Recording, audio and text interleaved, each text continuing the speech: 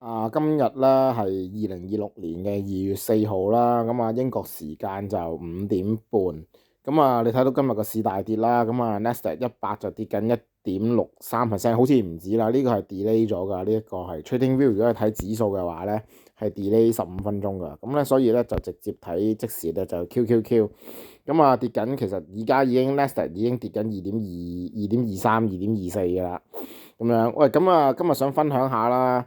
喺啲咩情形咧，即係知道開始佢係大跌嘅時候咧，嗱，就算你 swing trade 啊，你都要知道係幾時大跌㗎，咁你都想知道佢究竟要幾時要沽貨啊？即係我揸住隻股票，可能 Tesla 可能 Plenty 啊，可能 AMD 啊、Nvidia 啊，喂 Microsoft 啊，我究竟沽唔沽貨好咧？今日因為呢啲大股咧，全部都係托住指數啊嘛，咁你揾問啦，喂？你個 Rich Bear 點解次次你都會識得指示，識得會喺高位嗰度走咗嘅咧？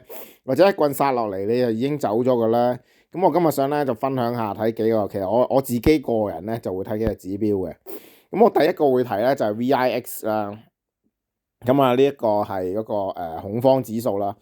我喺走貨之前咧，我就會睇下呢一個指數有冇升先。即係如果隻股票要走嘅話，或者係嗰隻我買中嗰隻股票嘅 Tesla 咁計啊。咁我睇下有冇啲咩異動啊，或者 Google，咦有啲異動喎，如果 VIX 有啲異動喎，譬如佢升緊嘅，可能升3至5%嘅，咁就要小心啲啦。咁咧我會即刻睇下其他股票個指數係點啊，因為指數都係跌緊嘅話咧，再睇下其他股票 Meta、Google 啊、Amazon 嗰啲係咪跌得多嘅話咧，咁就要小心啦。跟住咧我就會睇一個好重要嘅指標，就係睇睇先啦，嗱揾俾你啦，我就係會睇 Bitcoin。我就係會睇 Bitcoin 對 USD 呢一個，睇下呢一個有冇行緊。呢一個咧，其實就係成個股票市場嗰個咧領先指標嚟嘅，即係咧個市場一缺錢咧，呢一個咧係第一個俾人沽落去先嘅。即係呢個係我經驗嚟啦，我唔知啱唔啱啦，即係有冇統計啦。但係即係經驗話俾我知，如果呢一個開始洗落去嘅話咧，其實個股市都差唔多啦，因為好多人都要套錢出嚟。咁啊嗱，大家都見到啦，金銀嗱拉落俾大家睇下 GLD 高，今日都跌緊0.47。早幾日咧啲金啊銀啊咪爆晒倉嘅，銀嗰啲咪跌到黐晒線成30%，金啊跌咗10% 嘅。其實你咧嚟緊，你見到咁樣爆倉嘅話咧 ，Bitcoin 啦、金銀啊、貴金屬爆倉嘅話咧，你可以想象下啲人都冇晒錢啦，邊度仲有錢推個市上去啊？明唔明啊？就係咁解啫嘛。咁所以嚟緊。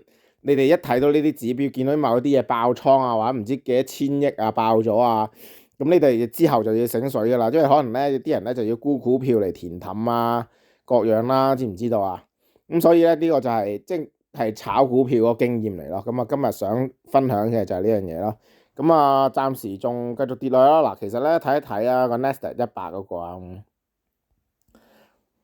嗱 day 呢個日線圖嚟嘅，其實咧我自己畫嘅短期咧，由上年嘅25年10月咧嗰段咧，其實已經係一路橫盤緊嘅啦。咁啊，而家已經跌穿咗我自己畫嘅一條上升軌，短期上升軌啦。由10月開始，由上年11月啦，11月21號上嚟嗰一段，咁啊跌穿咗短期上升軌嘅啦。咁啊，會唔會大調整咧？咁我就未知咁樣。嗱，而家其實好頂部，你會見到咧個形態咧就係咧。一路扯咗上去，你見到上面頂嗰度橫行一個震盪，咁呢啲咧你就要小心啲啦，明唔明啊？咁所以咧隨時就要保本保命，得唔得啊？咁我就會睇呢幾個指標咯，即係我自己個人就會咁睇咯。嗰個 Bitcoin 咧係差唔多係領先指標嚟㗎，呢個我經驗嚟㗎，就係咁咯。好啦，今日講咁先，拜拜。